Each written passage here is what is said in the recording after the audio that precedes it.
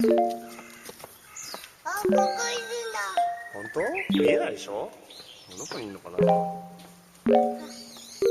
見えないよ。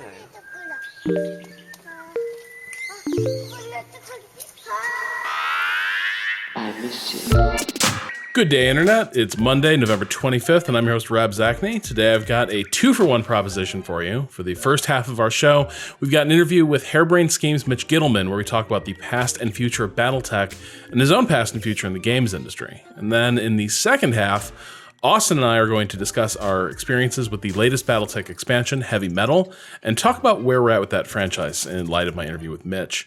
But first, let's get to that interview. Last month, I attended Paradox Interactive's PDXCon 2019 in Berlin at Paradox's invitation and at their expense for travel and lodging. You may have already heard our interview with Paradox design director Johan Andersson.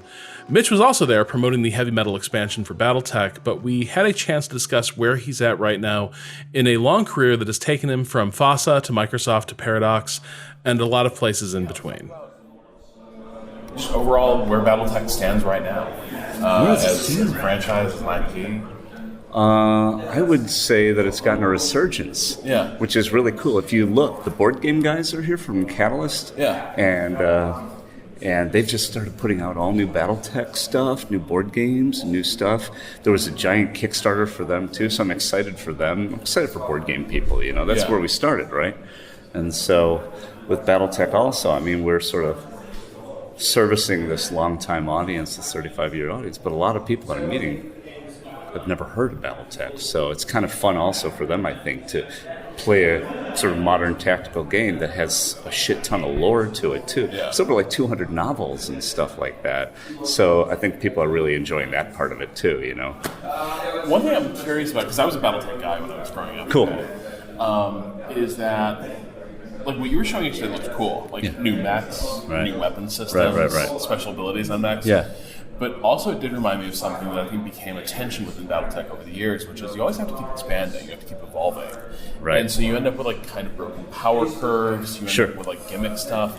And how do you like balance that tension between I have to keep this game fresh, I have to keep it evolving, but also there's a point where like probably things need to be left as they are, or things need to be introduced carefully?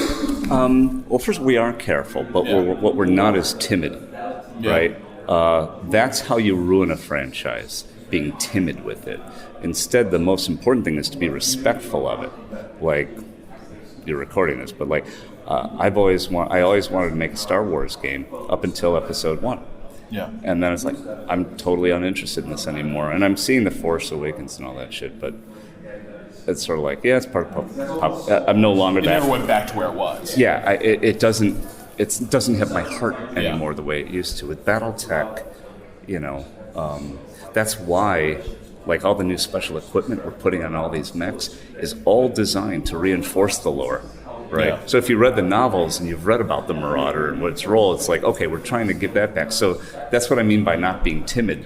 It's like, this is respect. This is what this is how this is supposed to feel. This is how we always wished it would feel. We, at least, you know, the design team. This is the way we always wished it would feel. So I think that's how we're doing it. And then there's that coil beam, if you remember. And that's sort one. Of kinetic energy recovery. Right. And here, now we give some more use to light mechs so that they're more valuable later in the game. You know. So I consider that service. Now, I'm curious, how obligated are you to hew closely to the canon built over the years? Like, because one of the things I noticed I'm not contractually obligated, if that's what... No. But here's the thing. You know who Phil Spencer is, right? Yeah. All right. Phil's a great guy, for real, in real life. He's just this great guy. And we were talking at lunch one day, because, you know, I was a long-time Microsoft guy. And after I founded Harebrained Schemes, he and I were talking. He's like, you guys are stewards of this franchise. You're stewards of Shadowrun, and I never worry about you. And that's, I guess, one of the reasons why there's no contractual obligation. We just think of it as, I don't know, our role. You know, it's just part of the mantle. It's like, okay, we're BattleTech developers, therefore we should behave like BattleTech developers as opposed to some people that make superhero movies that maybe, you know, it's that kind of thing, you know. I take this shit too seriously. We take it too seriously. But one thing that sort of struck me as I was playing the BattleTech campaign, for instance, is like it's recognizably using the same settings, the same period as 1925, 1928, yes, before the Fourth. All the great houses exist. Yeah, but what was interesting was I remember because I actually went back and I read the Stackpole Warrior trilogy a long ago, and it's amazing how much back then BattleTech was very much like House Davian are the good guys, and House Lau are these mustache twirling villains. Yeah, and what's really interesting is like the BattleTech game you guys made isn't quite so Manichean, I suppose, in terms of how it depicts sides, and also it's a little more like critical of the great houses in general. We think of it as Game of Thrones in space in a lot of ways. It predates Game of Thrones, by the way. So, but I'm curious, like, to what degree do you view some of those like old story beats as like open to reinterpretation or revision as you go? Well, they did get reinterpreted in a way because later on, Davian was the good guys, but then later on, there were novels and things like that that they were, they were on the other side, and you were looking at it from a different perspective. As instead of the vanquisher, it was the vanquished, and seeing it from their perspective. And for us, and same thing for Shadowrun, we see things as, what if this was real? These are real human beings.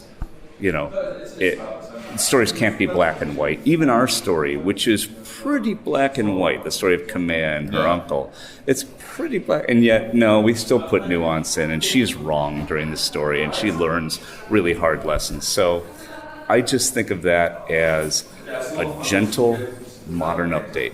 Just very gentle, just, wait a minute, our point of view versus the 80s, has to evolve. The world is way more connected than it was back then, and we have to take other people's points of view into it. And that's our worldview at Harebrained Schemes. It's important to us, not to represent, but we're humanists. Yeah. You know what I mean? And it's not just like, we can't do mustache twirling. It just doesn't work for us. You have that context of like, you worked at Microsoft Games during like a pivotal period. Dude, one day I should show you, because when I do speeches and stuff like that, I do public speaking a lot. When I put up the slides of, here's what I've done and here are the roles I've had, it's really stupid. It's like, because I've been in startups and indies and megacorps and now this sort of paradox thing is fascinating. I've been a publisher. I'm sorry, I didn't get to your. I just think it's fascinating how many different. That's kind of the context for the perspective's fascinating. Yeah, and where you're at now in terms of. Honestly, this is kind of just a more of a reflective question, but like in terms of where you're at right now, is this sort of the best destination you've had in games, or I'm really glad you have that. I really appreciate that question. Here's the answer, because I know the answer because it happened to me. Once we sold the company to Paradox, right? We were going through, and of course there are growing pains that happen whenever you join companies together. That happens. And I'm like. And I was just thinking, what do I want? What do I want? I'm laying in bed one night, and like, I got to decide what my future is. And about 3 a.m, I go, I know exactly what my future is. This is exactly what I'm looking for. This is what I've always been looking for. I have a studio filled with people that I interviewed every single person in the studio, right? Yeah. Every single person is handpicked. Right, that's a big deal because I've inherited a lot of teams and I've had to blend different teams, and that is nuts. So we have a culture that we created from scratch. Everybody in it is handpicked. Now we have a stable platform from which to make games with Paradox. We've got these business people, we've got marketing people, we've got all sorts of really smart people there that really understand what collaboration is and want to do it.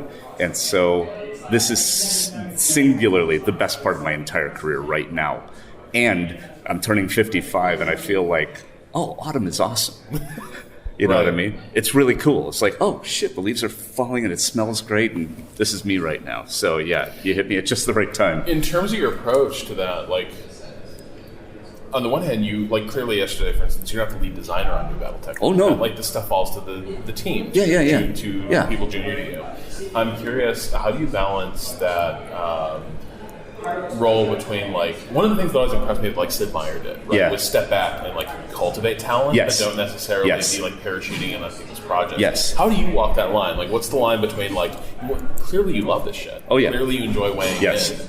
but also you got to let your team grow and run and develop. Yeah. And so how do you walk that line? Well, luckily, over 25 years of this, I've learned how to do it wrong. Okay. Right? Before I was a game developer, I was a management trainer. Right? So I've got this perspective of that. So here's how I do it. It's pretty simple. The way to truly empower people to do their best work is to talk about the goals. This is what we're trying to accomplish this. This is why. This is what we hope to get out of it. Here are the pillars of the game, and here are why, How do you handle those? Like, this comes up in writing all the time, the whole, kill your darlings. Yeah. The thing that is cool, and it's very cool, and it's a good idea, but there's something about it that's just not quite coming together. And I'm curious, how you... Because I've spent $1 million on a game and cut it. Spent $1 million on a game and cut it. This isn't right. That happened. Yeah, fun. And there's a lot of good stuff there. The work is fantastic. As a matter of fact, we've had features. It's like, this is good work. I see your design thing here. I see whatever. It's just not coming together right, and we're running out of time and we can't get it. And maybe in an update or something like that, we'll get it, but we're cutting it. And the team, because of the people we've hired, and because of the training, and because we're all goal-oriented, they're just very production-minded. Sometimes I've had people come to me saying, we got to cut this feature. Their favorite feature. They have to cut their own. And they get nothing but support, because I'm a former producer. I knew it. So very little self-deception. No, that's... thank you for saying that. Yeah, I'm very proud of them for that. Very little self-deception. Yeah, we're honest people. We're honest and direct. That's who we are. To that, I think one of the things that has been impressive throughout, playing through Harebrained's games, is that one, they're very inclusive in terms of perspective and the sort of options they provide for characters, and that was reflected just down to character selection and creation in BattleTech, and that's also reflected in the team you have at Harebrained. We try. And I guess the thing I'm curious about is there's a lot of places that say they're trying. There's a lot of places that, in an ideal world, would like to be more inclusive, more diverse, but just aren't. They don't pull it off. Yeah. Looks like Harebrained has broadly succeeded in this. What's the difference between having good intentions and falling short of them and doing nothing versus? I actually have an answer for that. Yeah. First of all, everybody pulls everybody else along. So if you want to be inclusive, some of the people we've hired actually are kind of experts in inclusivity. Yeah. Right? So now we bring somebody in who is actually, a member of an underrepresented, I don't want to use the minority, an underrepresented group. And then luckily, they know how to think about that. And the secret of this whole thing is never thinking you understand. Never thinking you got it. It's never the way it works. You're in a constant learning mode. You're in a constant growth mindset, right? And, I fuck up all the time, right? And you don't apologize. You just correct your mistake and move on, right? Because nobody wants to hear a fucking apology. They just want it fixed. So that's how we do it. Yeah. And it's how you do it with the gray beard and stuff. It's just constant listening. And it's like, oh yeah, I get it. Just adaptation, constant adaptation. To that point about the gray beard, autumn being awesome. It comes up. But I think one thing that we see across a lot of fields is that you see a great deal of diversity in junior positions. Oh yeah. When it comes time to who is going to be in leadership positions, who's going to be allowed to manage. Yeah. Suddenly, you see a lot more homogeneity starting to enforce itself across a lot of different orgs. Yeah. And I know why. Yeah. Too. Because there's this unconscious bias. People who manage like me, I want to put in management roles, right? Yeah. That happens, right? It's like, well, they talk like me, therefore they should be managers. Here's a great example of it. Ryan Burrell, who's the lead designer of this expansion, is dramatically different communicator than Connor Monahan, who was the lead designer of our last one, Urban Warfare. Dramatically different people, dramatically different leaders, right? One is much more like me, sort of in your face and boisterous, and another one is simply thoughtful and calm and measured, right? And part of the secret is to understand that the person doing the promoting has to be self-aware of oh, I see, wait a minute. this guy's good. This guy's just as good. You got to, or this person's just as good. You got to give them a chance. So watching that bias is a big deal, and that's real hard. Yeah. And it all comes back to the same damn thing: listening. One of the things we're doing now at Harebrained is really focusing on how different people communicate, because if you're not a type A personality, you can get lost in the dust somewhere, feel like you're lost, and that's stupid. It's just dumb. And so a lot of times I say to people, hey, we've got a Q&A, ask me anything. But there are people that don't want to. I say, so put it in Slack. Yeah. Oh, wait. You don't want to put it in Slack because you don't even want your name associated with the question. You just want the question. Send it to our chief operating officer, and she'll give it to me with the names filed off.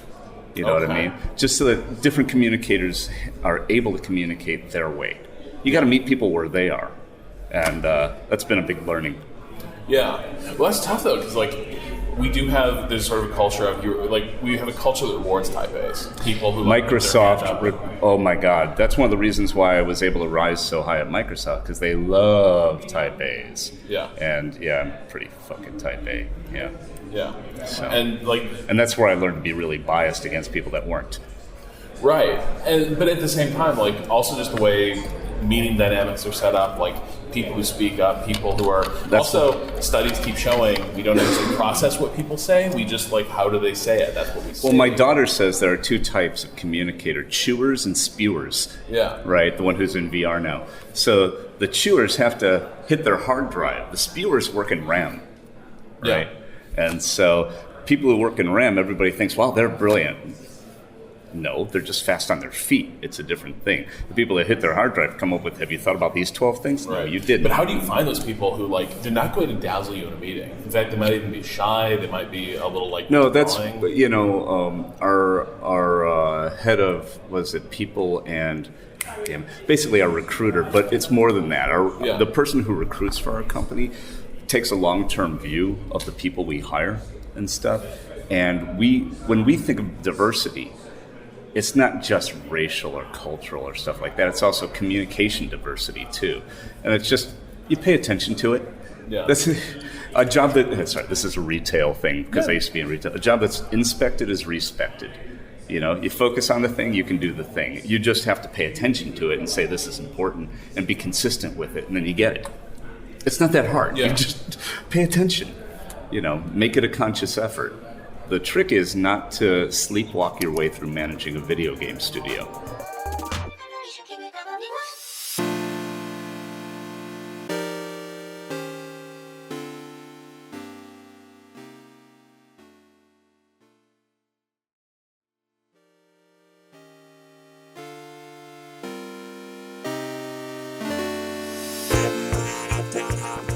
All right, and we're back. So, Austin, before we get into heavy metal, I did want to call attention to... I enjoy how forthright Mitch is in a lot of places, and he's very off the cuff and very much somebody who is super into the same nerd shit that guys like us are. Mm-hmm. But it was also very funny as we were talking about representation and diversity, how as Mitch is sort of focusing on making sure that there's an inclusive culture, it's hysterical to me that also he cites two white male expansion designers that he's worked with on ongoing BattleTech development. And I think it's kind of a revealing thing, right? Because there's a lot of people, I think, who want to do the right thing, want to evolve their workplace in the right direction. But also when you're like, so who's in leadership positions around you? Well, the irony there for me is there are people on that team that you can point to who are, who would fit the bill for diversity in leadership positions on that team. As far as I know, Algernon Bolden is a black man who is the lead programmer or lead engineer on BattleTech, and Kiva, I forget her last name, Kiva Magan was the gameplay lead on that game, and that is those are leadership roles in a real way. She was lead designer, and she's a trans woman, and it's point to those people who are awesome and who I've seen you work with on stream before. So like, like you said, revealing in some way, a little awkward maybe, but. Well, and I think it's just very emblematic of the story of like, why do well-meaning institutions often fall short of diversity goals? Because in the end, a lot of times, like, unconscious bias is a real thing, right? Like it is a very real phenomenon where people who genuinely and sincerely want change and want improved representation within an organization, when push comes to shove, will put in the kind of leadership positions that will have enormous power for shaping the direction of an organization or the direction of what it creates, will put familiar types of people and archetypes in those roles. And it can be really frustrating to see there's always this emphasis on recruitment for diversity, but never a corresponding emphasis in career development for diversity. Right. And I think that's just a broader problem. This is not a Harebrained Schemes problem by any stretch of the imagination. I think this is an organization that does try to do this stuff right, but it is revealing because even there you encounter some of this phenomenon. Yeah. The other things we talked about in that interview is BattleTech has this history of, like a lot of tabletop games, you have to keep expanding. You have to keep creating, here's the new shit, here's the new setting, here's the new story beat. And in the history of the tabletop game, everyone loves the clan invasion, but the clan invasion is also where the tabletop game starts getting really swingy. Lots of special rules start getting introduced, and they all have to play nicely with that bed of original game that it was built on. And as he was sort of unpacking stuff that's new in heavy metal, like a kinetic energy weapon that fast mechs run around and they charge it. They charge up their weapon. They basically sorry. It's a very goofy idea. Have you used it yet? No. Oh, it fucking rules, dude. Let me tell you about a fucking Jenner that can do 125 damage if you angle it right. Excuse me. Is it all direct one area damage? It's a single hit. Yeah, it's like a medium laser or something like that. So you can just core someone. You could absolutely core someone. It is the best version of this. I put it on a Jenner because that's all I had available. But the assassin is like an assassin, right? So let me find what's the assassin special ability, which we'll get to. There's all these things. Oh, assassin has a thing called the assassin intercept system, which is able to ignore a chunk of evasion pips generated by certain units. So it is an assassin. It's like meant to take out light mech units. And so that plus this coil weapon, which puts out a ton of heat if you do it for the 100-point damage or 125 point. It basically is the coil weapon does damage proportional to how many evasion pips you have. Right. So if you have a character who has statted themselves in a way where they get extra evasion in a mech that's able to move a lot and move quickly,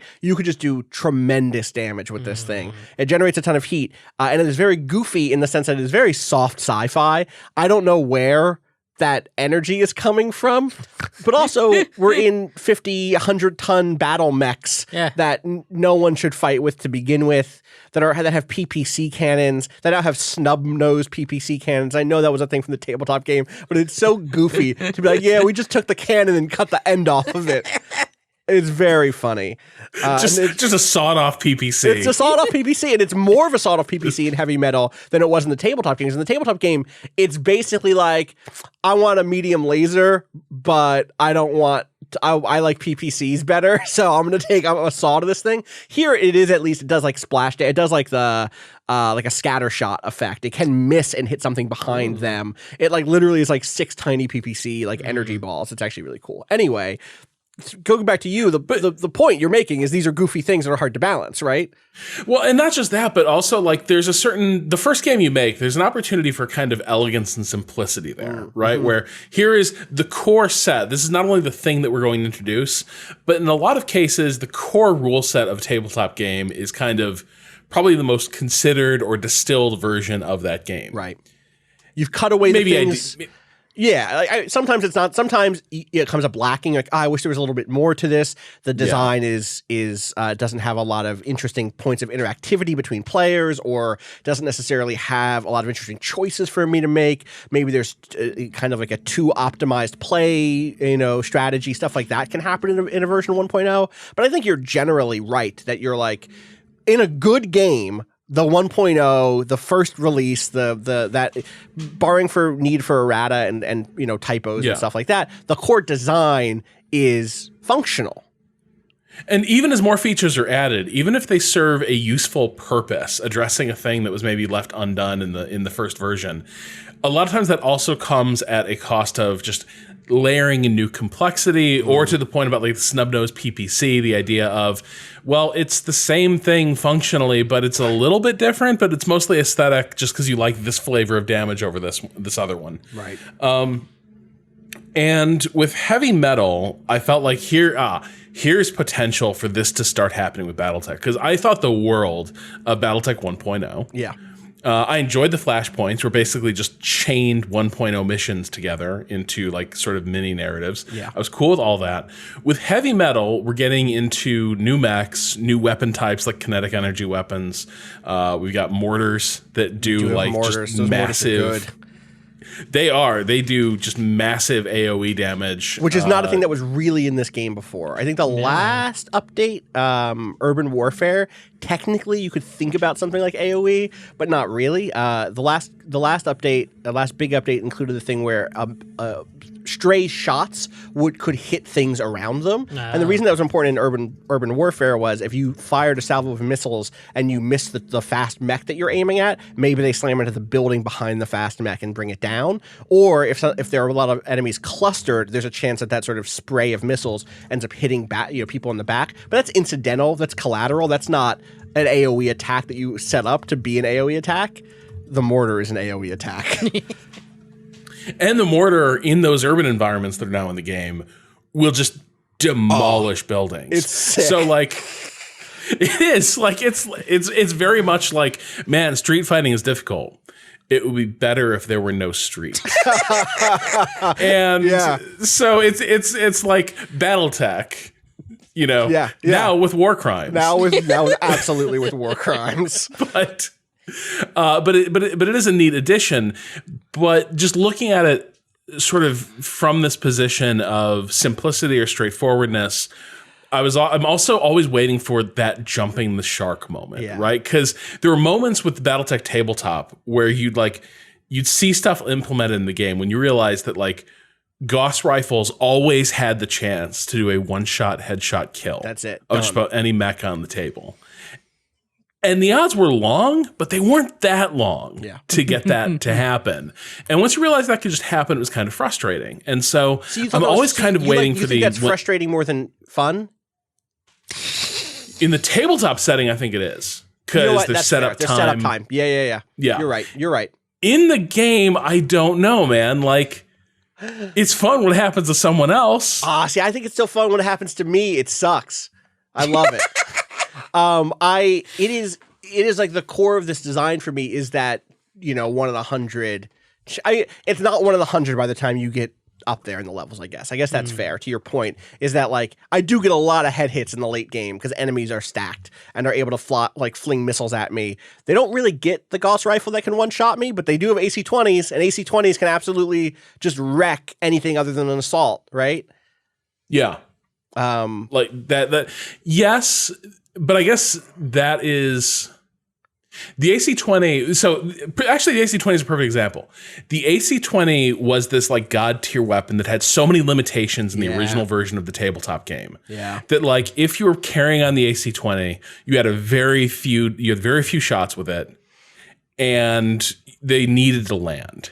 Because the opportunity cost for having an AC-20 was just so huge. And God help you if while you were trying to close distance with the AC-20, you get a crit on it and you're like, great. Now I guess I'll punch these guys with this busted AC-20. Totally. And the Gauss rifle was comparatively light. And so it was like, what if an AC-20 could just hit you from farther away than a PPC? Yeah, it's the opposite of the snub-nosed PPC, right? It's the AC-20, but at range. It's the great. And so I'm always waiting for BattleTech to like jump the shark, right? Yeah. Where it's like everything's got to be bigger, hit harder. Do you think heavy metal is doing that in a bad way for you? How much? I guess. What is your experience with heavy metal? Can we actually set up what heavy metal? So I have not played too much. Okay. Like I restarted a campaign. Yes, which is kind of a weird way to do this. I also did that. How was your experience? Probably a poor way to do this. You know what? I think it's a good way to analyze where BattleTech is with the season pass. I think it's probably a bad way to evaluate just heavy metal. Because to evaluate just heavy metal, I had to do 3 different things, which was start a new campaign, jump into a career mode in the middle of a career, because all of these expansions that they've done just slot into the game. They're not. Let me just set up what this is a little bit, and then I'll explain. The third thing I did was I picked up my post game from my main campaign, where everything's unlocked, basically. These expansions, this is the third one. There was Urban Warfare was the middle one. What was the first one called again? Wasn't it just Flashpoint? Flashpoint was just Flashpoint, right. Each of them have added flashpoints, which are these like mini special missions, often chained together as like a mini campaign chapter. Rob, you should play the one in this because I haven't finished it yet, but I do think it's the thing you're afraid of happening is happening. That is going to be what BattleTech 2 is. We're getting the clan invasion. I haven't gotten there yet, but I'm up against Star League shit. I'm at the edge of the map. You think they're just going to skip Fourth Succession War entirely? They might, but like at the very least, they're setting up that is going to happen in whatever the next big thing is. Anyway, so they add these little mini campaigns. They add new mechs. Some new mechs get added in patches, but most of them come in these big expansions. They add new biomes. Flashpoints added jungles. Urban Warfare added urban environments, which are really distinct to fight in, and I think only really came alive for me in this set of content. They had new mission types. I think in general, one of the biggest changes between playing BattleTech when it launched last year and now is way more one-on-one missions, way more 3-sided fights that are really dynamic and really fun, and there's been a lot of me like maneuvering to try to get 2 different enemies to fight each other more than me. Or like these temporary alliances are like, oh shit, like we're a bunch of mediums and a heavy came on board, and it turns out that my side and the other side, the kind of third spoiler side, have targeted that heavy together or whatever, right? That stuff has been really fun. And then in this specific case, heavy metal, the big stuff has been one new Flashpoint campaign, a bunch of new like random missions in the bucket of missions, a lot of new events because you're on this mercenary ship and you're going to and fro, and they're like little events will pop up, and then a ton of just new mechs with unique abilities and unique equipment. One thing that's interesting if you're an old school BattleTech fan is I think most of these are unseen, which was a class of mech that, I mean, so if you're an old school BattleTech fan or you like 80s, 70s and 80s, really just 80s mech anime. A lot of these are just straight up from Macross or from Dogram. Shit. That look up the unseen in relation to BattleTech, and basically what happened is in the 80s they licensed a bunch of these designs straight from a kind of like anime licensor. And then found out maybe that licensing wasn't necessarily legit. It was complicated. And Harmony Gold, who has the license to Macross and refuses to ever put it out in a reasonable way in the US, only releasing Robotech instead, there was a settlement, and they stopped using those designs. And now, because of recent legal stuff, a lot of those designs are back in. Some of them have been modified. And so there's like a bunch of new mechs. They're not all heavies. I thought they'd all be heavies and assaults when this was first announced because it's called heavy metal. But there's like a light in here. There's a couple lights. There's a medium or two. And the big thing is they each have a special mechanic. They each have one special piece of equipment that makes them more like Gundams in the sense that they're very specialized, and they have that sort of like, oh, this is the one that does blank, right? So we already talked about the Assassin, which has the intercept system that makes it better at attacking mechs that have high kind of evasion ticks on them. Like they have evasion, whatever, chevrons. The farther your mech moves, it builds that evasion tick. It makes it harder to hit. It makes it harder to hit. There's one, the Phoenix Hawk has a thing where like it can jump further and it does more damage when it lands. So you're just hopping all over the battlefield. The Vulcan is really interesting. One, it looks like a fucking linebacker. If you were listening to the current Friends of the Table stuff, the Road to Partisan, I imagine that Memphis Longhand's mech looks just like the fucking Vulcan. If you just heard me say the name Memphis Longhand and you were like, I got to listen to that, you should look up Friends of the Table. The Vulcan does more melee damage, and it has a thing where it's like the all the support class weapons, which are normally only things that fire at super close range, get like 90 meters of extra range. So suddenly like small lasers are pretty fucking good because they're pretty heat efficient and they do 20 damage, and you can get into that range pretty quick. Stuff like that. There's question. Yes. What are these all the heaviest class? No, that's what I'm saying. They're all spread. So like the assassin is a light mech, the rifleman, the Phoenix Hawk, and the Vulcan were mediums. It's like 2, 2, 2, and 3 or something like that. Some of them are terrifying. I've had to fight the Archer twice, and each time it's fucked me up. The Archer has a thing called the Missilery Suite, which gives better damage from SRMs and then better LRM clustering. So like, you know how the long range missiles in this game do this, like each one kind of rolls a die to get a hit, right? This ensures that they tend to hit the same piece of the mech more often, which means like if you want to shred someone's arm off, you can do that in this mech. And so there is feature creep. Like this is like a bunch of extra. It's exactly what you said, Rob. Immediately thought, wait, so if you do an arc shot, are you like going for the head basically? Like you could always do that. Remember that you have to target. You have to spend morale or whatever to do an individual target piece. But yeah that's a great. I just mean like when you would do indirect, it would instead of going straight, it would go up and then come down. Yes. So like. There's like the shoulders and the head, and like the head's the smallest. I don't think it targets shoulders, head when you're doing the LRM over a mountain or whatever. I think it's just targeting the front, but maybe I'm wrong. Rob? I feel like I can see the top down. It does not have a top-down view. It does not. I put like 25 hours into this. Right. I would be fucking up people's heads. There is a height advantage that might do that if you're aiming down at someone. Actually, that might do that. But I don't think I think the LRMs do like a loop and then straight.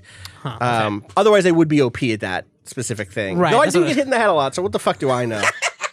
I am curious. So they tried. So 1.0, they were like, LRMs might be too godlike. Yes. Which was putting it mildly, because really quickly you were just like, put LRMs on everything, knock them the fuck over, and then kick them while they are down. 100%. Like basically it was just like one guy shoved somebody over, and then the rest of the crew would just like run up on them. Still a strategy. Yeah, I'm curious. Like does the Archer bring that meta back into play where it's like, well, what if you just hit them with 1,000,000 LRMs? Totally, 100%. But the thing is, like, I've played now the campaign from the jump, where most of the stuff none of it pops up in the campaign itself. I've never fought one of these mechs in a campaign story, only inside. So they haven't I don't think that they've reconfigured the main missions to account for these mechs. I don't think. Maybe one snuck in and I didn't notice it. Where I'm finding them is in the side story stuff and in the store, which is one of the other big changes. They filled the stores with just good end game stuff, or good stuff according to what the planet is, and they really turned up the dial on what you'll find. If you go to a planet that's like former Star League, planet, you're gonna find lost tech there. You're gonna be able to find a Gauss rifle or ammo for a Gauss rifle. And it very much feels like it's settled into place like MMOs do, where you're like, all right, we're making this game for the people who are still playing BattleTech. They lost a Gauss rifle. I want them to be able to get the fucking Gauss rifle back. That's what the build is.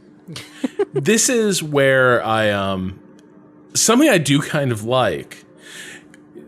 I contain multitudes. Yeah, I know I said that, like, too much complexity muddying up the clear relationships of the 1.0 version is bad.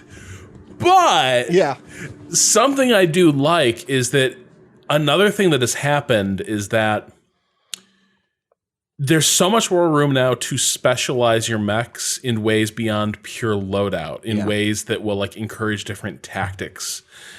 So in the fiction, there was always this idea of, you'd introduce, for instance, the concept of like, this is a command and control mech. But in the rules of BattleTech, that is a meaningless concept. The command and control is the person pushing the little standees around the table. Like, that's command and control. There's no idea of a mech fulfilling that role. Yep.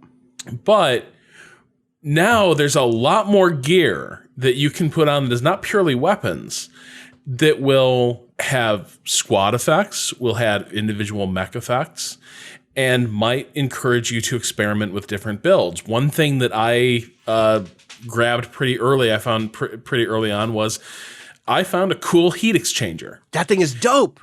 That cuts 10% of the heat output on weapons. What? Yeah. Yeah. It doesn't. It's not a. Yeah, go ahead, Rob. A bog standard heat sink sinks 3 heat that's generated. Uh-huh.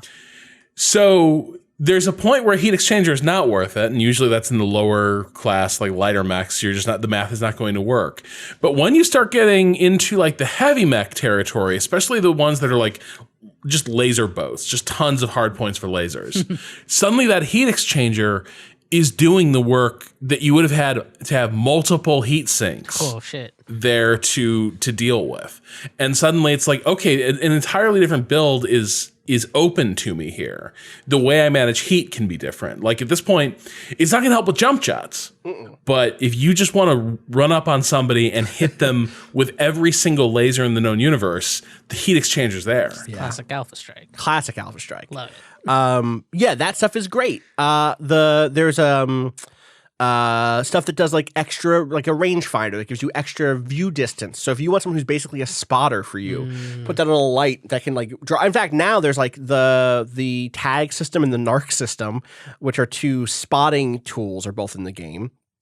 Tag is like a medium laser, but instead of doing damage, it makes it so that whatever gets hit by it gets 10% more damage from anyone who hits it that round. So if you have like a light that's out of heat because it just blasted its coil laser or whatever, the way I do, you then can tag instead, and then that is suddenly this kind of command class mech that's all about raising between that and having a rangefinder so it can see things far away to kind of target them for your missile boat in the back. All that stuff I think works to do exactly what you said, Rob, which is like it opens up the complexity away from just, I think about this game a lot as being hard to introduce people to because it's hard to communicate what makes a mech, because what makes a mech in BattleTech, and this is old school tabletop BattleTech, is how many hard points it has, where those hard points are they on the arms for extra stability? Are they on the body for not that? How heavy is it? How can you kind of manage the weight, its kind of weight capacity with what its needs are for armor? You know, what really separates a Shadowhawk from a Griffin, right? And the answer is like, if you play this game, you can work out what that is. But I'm just showing it to a new player. Like, these are 2 medium mechs. They got some shit on their shoulders. How do I differentiate that? And so on one hand, you're right that it's adding a lot more complexity to where you could be like, if you're high level, you can start picking that stuff out. But what I like about the idea of these special mechs that have something built in is that when you see for the first time the Rifleman, which has a system called the Rangefinder Suite, which reduces long-range attack penalties and which extends its view distance, like, that's a sniper. That mech is a sniper. I'm going to put long-range attack stuff on this thing and make it be a sniper. I almost wish that some of that stuff in a BattleTech 2, I almost wish some of that stuff would be, if not built into every mech, give every mech a quirk like that, maybe, at least be like, oh, this would be a place where you would put the rangefinder suite. This is a great mech for Coil M or whatever it is. And I know that this stuff already says like skirmisher brawler, like it already gives you like a breakdown of the way the mech is supposed to be used or whatever. But these specific mechanical abilities help you conceptualize what those mechs could do on the field for you so well. I really, really like that stuff. I contain multitudes too, but most of my multitudes are like, yeah, that rules. Put more mechs in it.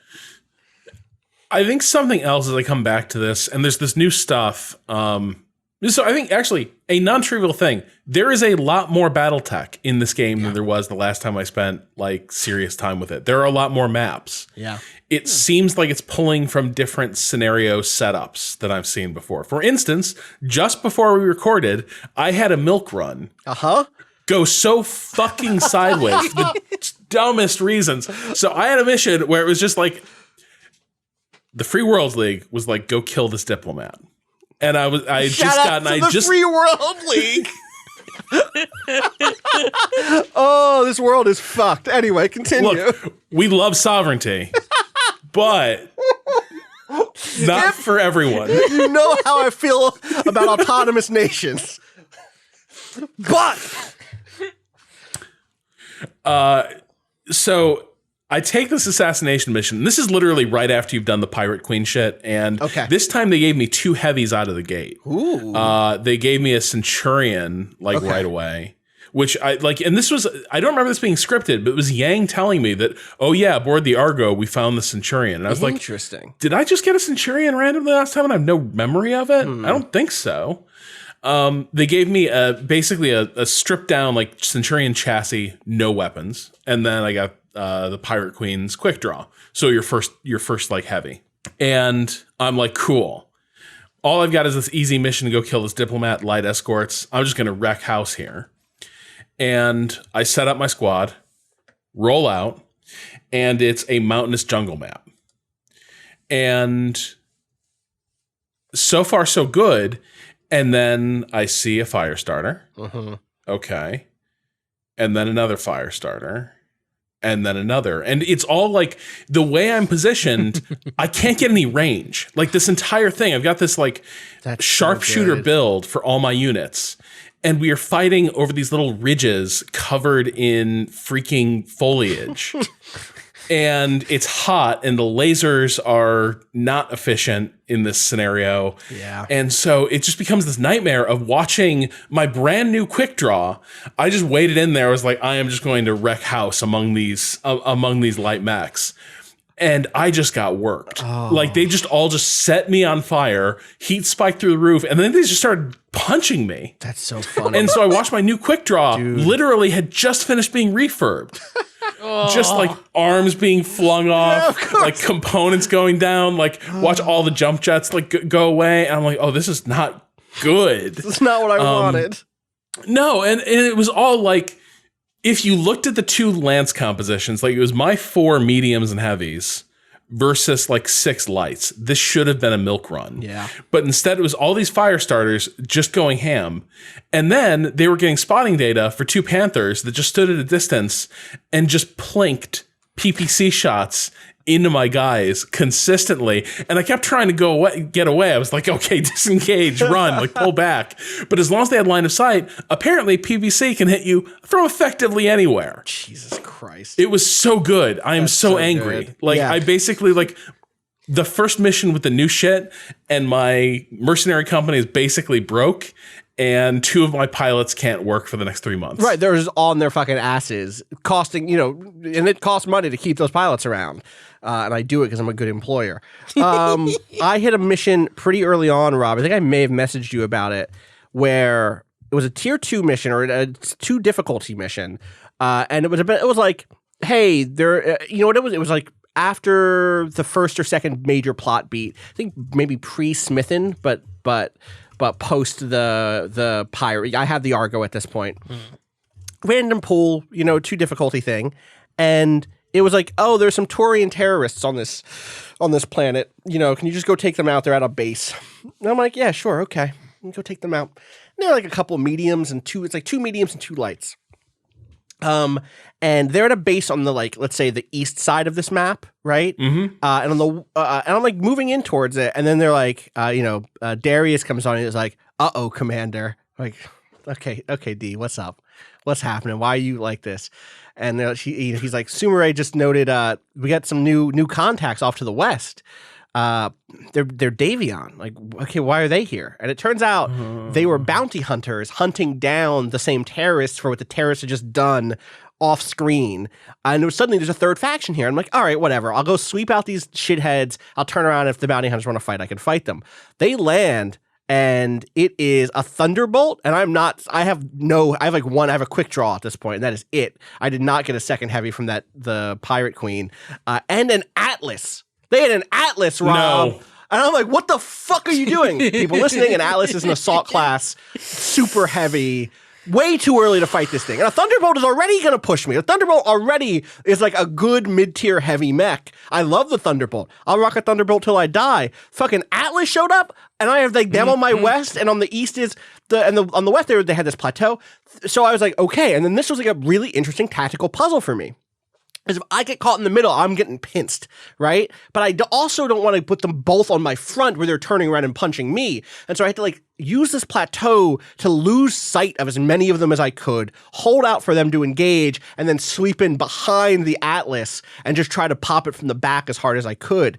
It ended up being like a tough fight, but I ended up like making it work, and it felt so Holy shit. good. You got the Atlas with I got one part of the Atlas. I could not get the whole. We killed it. Oh no, I mean you killed it. Oh yeah, we absolutely killed it. That you won is killed it. It was incredible. It was like, this is the you have to understand, I came back to this game and I started playing the campaign feeling like, starting this game from the beginning again is weird. Like I don't have any of my toys. I don't have any of like the stuff. My characters aren't particularly good. So my hit rates are shit. Like all that stuff that's like, And then this mission happens. I'm like, oh wow, I'm all the way back in. Like this is the good BattleTech. This is mid-game BattleTech. I have enough toys to play with. I have enough tools at my disposal to solve an interesting crisis. And this is a moment that I didn't happen the first time I played the game. So to your point, Rob, like, yes, BattleTech as a game, I think is in a really good point to play it as like from the jump in a way that it wasn't last year. I like that. That game was my game of the year last year. Yep, I think it's way stronger now as a product. It's also way more expensive right now if you wanted to buy everything with the DLC. Yeah. But it's DLC I'm playing. I never play DLC. I'm the DLC hater. I can't get it. I cannot do it. Like I do not ever jump back into a game. And this completely has me. Well, I think something that is going to serve BattleTech well, I think, as it expands in this way, bearing in mind some of my reservations, is that BattleTech is inherently kind of loose in a way a lot of tactics games are not. Like playing this after a lot of Unity of Command in the last week. Unity of Command, it's not a puzzle game. You still have room to make mistakes and recover from them, but by and large, it is a game where you're like, that was a bad move. Right. And I know I made a bad move, and now the game is going to wallop me for it. BattleTech is a little bit more of an accretional process in terms of how battles go. Like, you can make a bad move and you will pay for it, but the point of having a battle mech is that it can absorb punishment for making bad moves. Right. You've just made an inefficient move, and you'll pay in money and time to the point in your review of the game, the fact that like you're watching money flaking off, your mech. Like mistakes are time and money. Yeah. But what you don't have is this like hard counter or one mistake is guaranteed fatal or a disaster. Instead, what you have is battles that feel really like organic and rowdy, I guess is the way I'd put it. Like in the middle of these giant like clusterfucks of a tactical situation, instead of sitting there being like, oh damn, what is the only way out of this?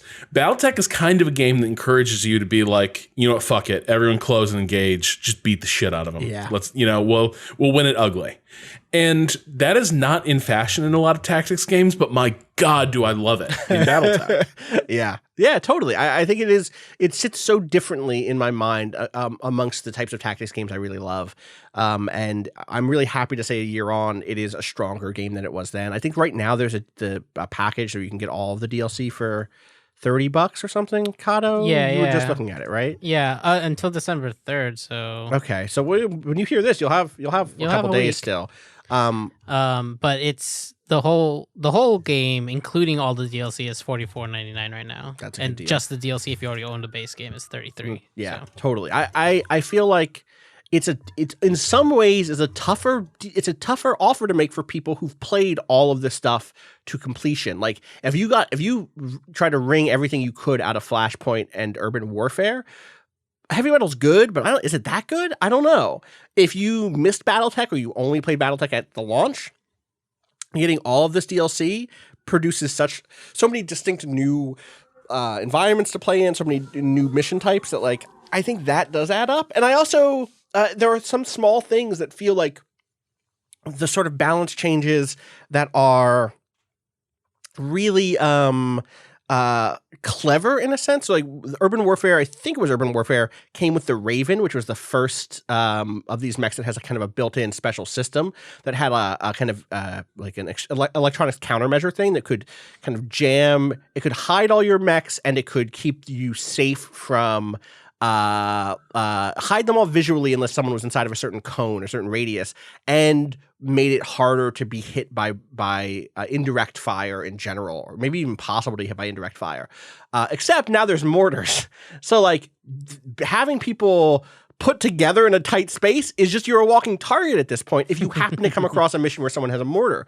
And that is a really fun balance change. I will say none of that stuff is in the verses. Like they didn't put any of this new stuff in the verses, which seems weird. I don't know if it's a balance thing or what. But I'm a little like on that. What were you going to add there, Rob? I was just going to ask your feelings about the flashpoints overall, because they keep adding more flashpoints as well. I like them. Me too. I like them. I miss the pomp of the main campaign a little bit. Yes. Do you feel the same way? Like, yeah, like seeing the opening titles, which now call it BattleTech Restoration. Yeah. Which again, I do not remember the game being called when it first launched. Right. No. So part of me when I see that, I'm still hopeful that like, hey, maybe before we see BattleTech 2, we get something like BattleTech. The fourth Succession War. Yeah. Yeah. But I think the thing I dig about it is just the flashpoints, the whole conceit of there being like chained missions is so valuable here, because so much of BattleTech is these one-offs, and it's still great as a one-off. I find the flashpoints, what they add is a harrowing element that was sometimes missing from BattleTech, where it's like, okay, we got through that part of the gauntlet, but now we have to get through the rest of it, and I don't know how, with how banged up these forces are, how I'm going to do that. But sometimes it's really fun to have to like play it from that situation rather than always going in fresh with the mechs and MechWarriors that you've rested and waited for. Yeah. Yeah, I think that's totally accurate for me too. Like, I also think the thing that Flashpoints add is choices, which is fun, right? Like, hey, I had one set of missions in a Flashpoint that was about helping a House Merrick squad up against some Steiner stuff and putting artillery markers down, and it was like a pretty fun mission.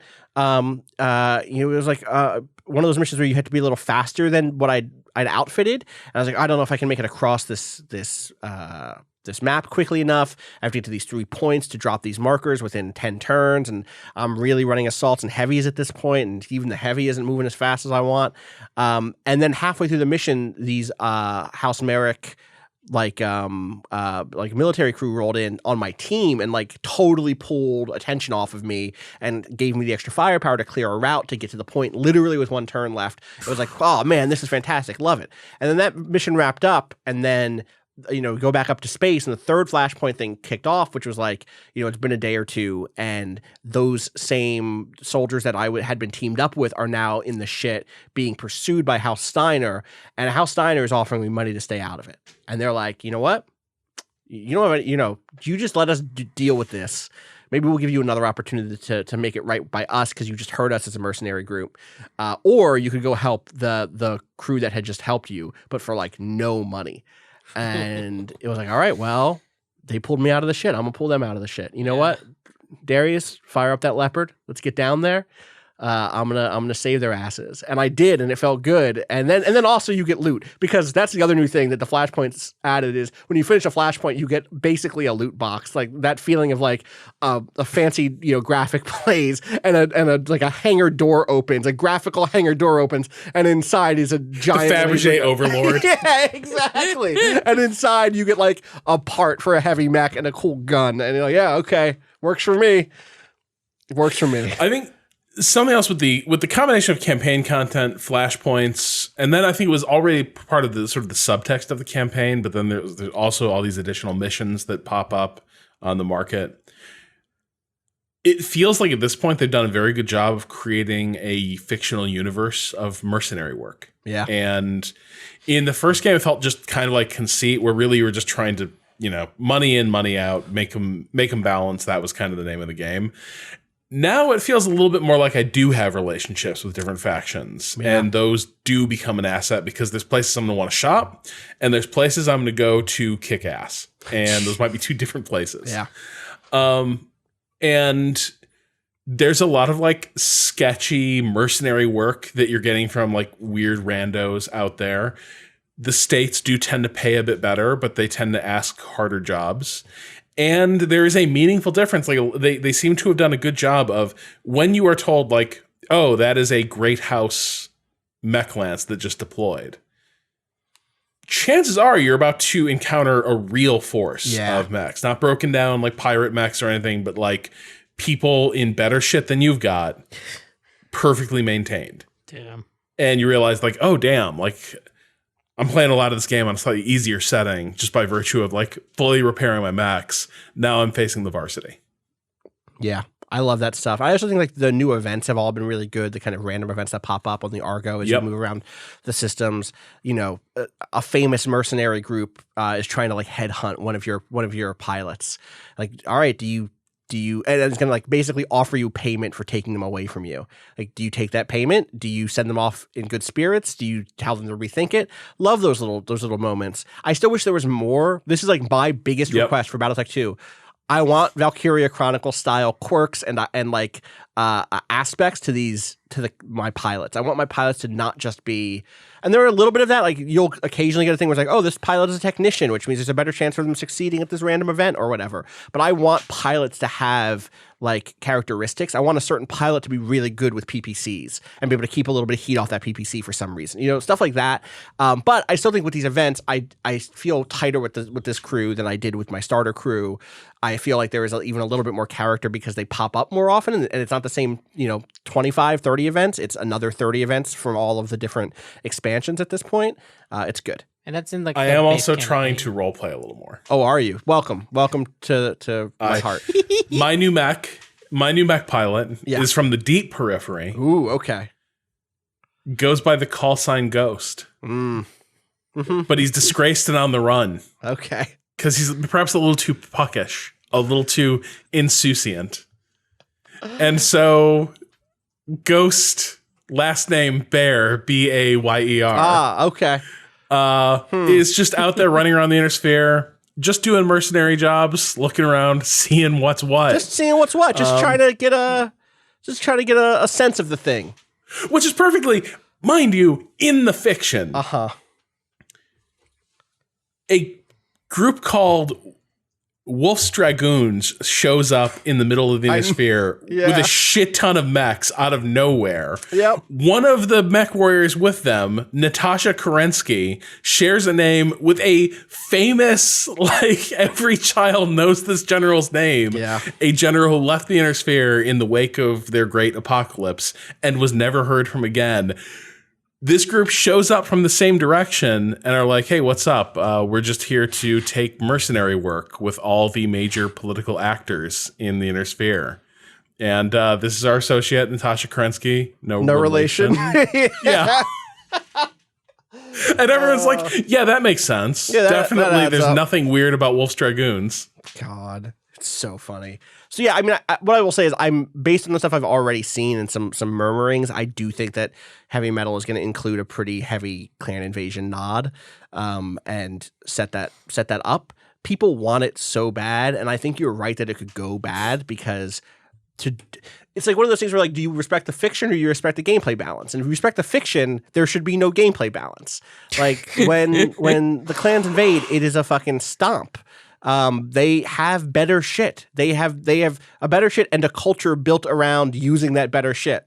And I'm curious how to tell that story. I think there's a lot of cool ways to tell that story in a tactics game. Like you've written before, Rob, about the ways in which kind of real-time strategy game levels can tell stories by putting you in various positions of power and disempowerment. I think you can do that in a tactics game. I think it might be a hard pill to swallow if you are playing as someone from one of the successor states or a smaller power caught in the middle or whatever it is. I think it'd be a really tough one, but I would love to see them try it if that makes sense.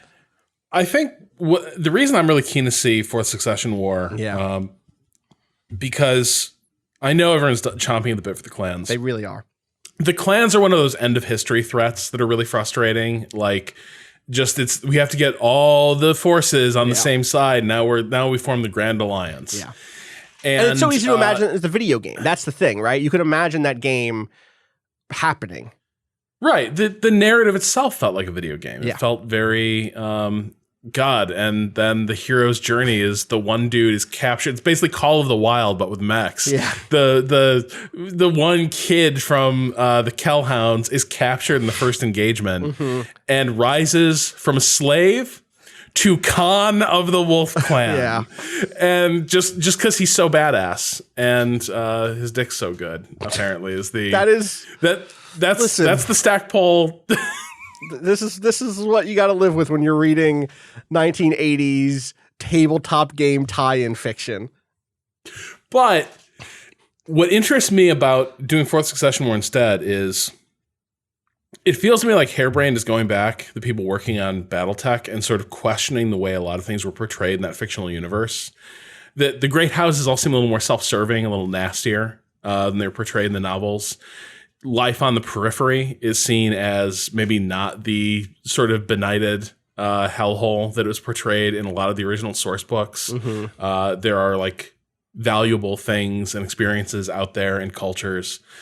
And I would be really curious to see them revisit the Fourth Succession War, which is basically the story of like, what if Bismarck was good? Like, what if he was really good and like sort of the Blitzkrieg campaigns against like Austria and France were totally just and good.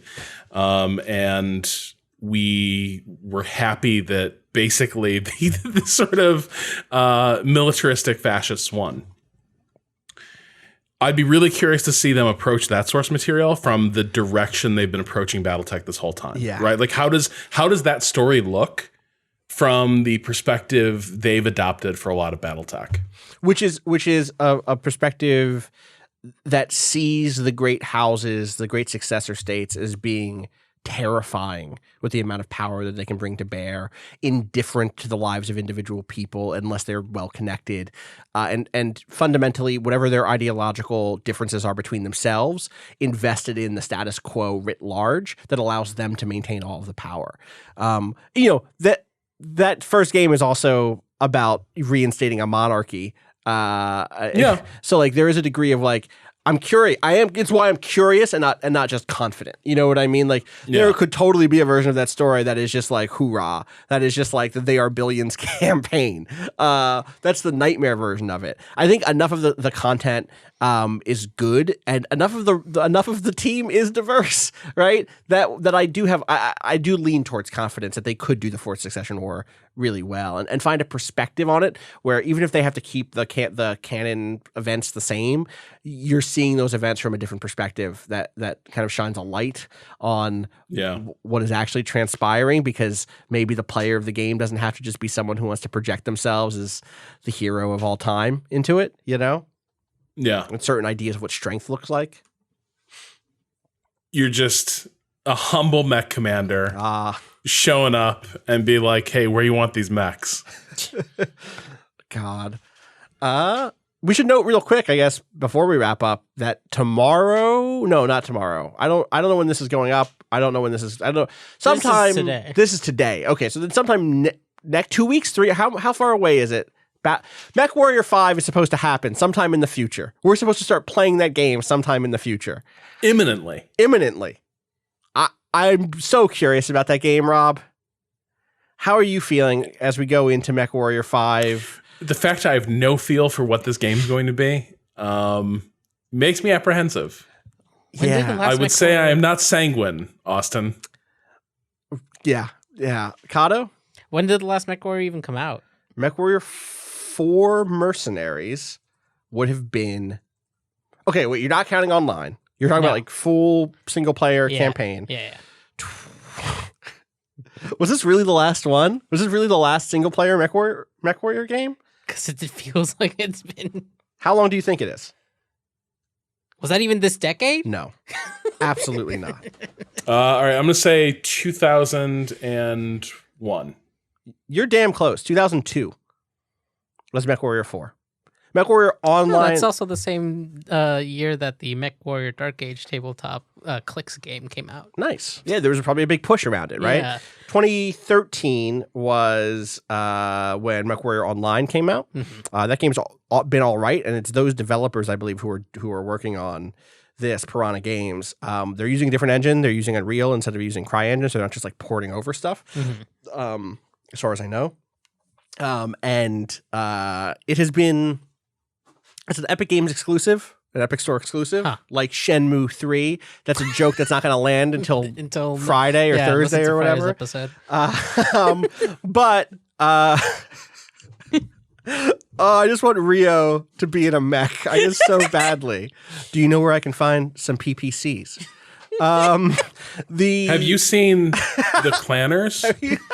The clans. What do you know about Kerensky? I just love his affect list completely. Oh God. That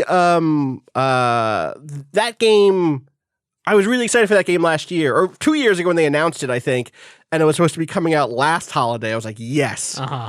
Then it was supposed to come out this spring, I want to say, and I was like, cool. And now I'm like, MechWarrior 5 coming out in December. It's coming out in December of this year, I think. I think it will. It's so close. They did an AMA, and that AMA went weird because of the Epic Game stuff. And people are pissed about that. People have been skeptical. Like, they really liked some of the early footage, and then I think recent footage has been like, oh, I don't like the UI, etc. Then, and also they kind of went radio silent. There just wasn't any PR for this game for months. There just wasn't anything big and like juicy. And then last week they released like a 5-minute walkthrough video. That's just like, it was actually less than that. It was 4 minutes because it is the most condensed 4 minutes I've ever seen. And also like the audio isn't that good in it. It feels kind of like rushed and like it's one of those things where like the audio isn't compressed and sound removed. You know what I mean? You're right. Which is not a drag, but it is one of those things that produces an effect where you're like, oh, we're moving through a lot of stuff really quick. I'm not really getting a lot of questions answered necessarily. These mechs look cool. I like being in this big mech hangar. That's cool. Nice. But I don't know what it's gonna feel like. I don't know what it's gonna be, you know? So there's a big map. And it feels like at this point we should have an idea. That's what it is. I want the hour-long video by now. That's the thing I want, is like, here is the fucking game. Here is what it is like to be a mercenary in the world of BattleTech / MechWarrior. I think the map looks dope. I think the idea, it's like, that it's the same basic pitch of being a mercenary commander. Could be really, really fun. I hope things feel weighty. I hope things feel like the combat is interesting and not just kind of like point and shoot, because that's one of the things that was so unique about the MechWarrior games, you know, forever, is the sense of scale, the sense of permanence to the combat in those games is so unique. Even in the multiplayer stuff, it's so fascinating to play a multiplayer game where you're in a gunfight and then your solution is like to back the fuck off and let the people behind you charge forward a little bit so you can get some of the heat off of you, both literally to cool down yourself and also so people aren't pointing guns at you anymore. There's such a different vibe, and that actually comes through in the in BattleTech as a tactics game for sure, where you're like, oh my god, my core is orange, I can't. You go hide behind that hill and just lob LRMs at these people. But we'll see. Yeah. I'm fingers hopeful. crossed. I'm saying fingers crossed. Yeah. I want to see this game. I'm excited to beat a mech. Austin Walker 2019. Do you have to put a year on that? Austin Walker 2019. Running for office, for mech office. Said I wasn't going to do it. Dress for the job you want. Yep. Austin puts on a giant neuro helmet. Yeah, exactly. Got to get those good contacts. All right. Have to. I think that will do it for this edition of Waypoint Radio. Be sure to rate and review us on your podcast platform of choice. I think we're a 5-star podcast, but that's for you to say. You'll get to decide, just like we're going to decide about that BattleTech game. We're gonna have to face some hard truths. Think hard about how we feel about these things. I think we'll get there. You can follow everything we do on Twitter at Waypoint and find our website at waypoint.vice.com. I'm going to be saying that forever, right? That's basically it. I'm just never going to learn our actual URL. It redirects. Our actual URL is bad. That's true. That's true. Vice.com/en_us/games. Nope, you're wrong. Index That's rough. Something. Section. Waypoint.vice.com. /games. Section/games. Not /gaming. Section/gaming doesn't exist. Good. But vice.com/gaming, it would take you to the topic gaming, which is different than the topic games. Yeah. Because Vice's CMS is like that. There's no easy fix. You can follow me on Twitter at Rob Zachney. Austin, where can people find you? Austin_Walker. Ricardo. At A_Cotto_appears. And our theme music was the track Miss You by Bowen off the EP Pale Machine. You can learn more at waypoint.zone/Bowen. We'll have another episode of Waypoint Radio later this week. I think we are dipping into the question bucket for Thanksgiving. But in the meantime, continue to question the neoliberal consensus.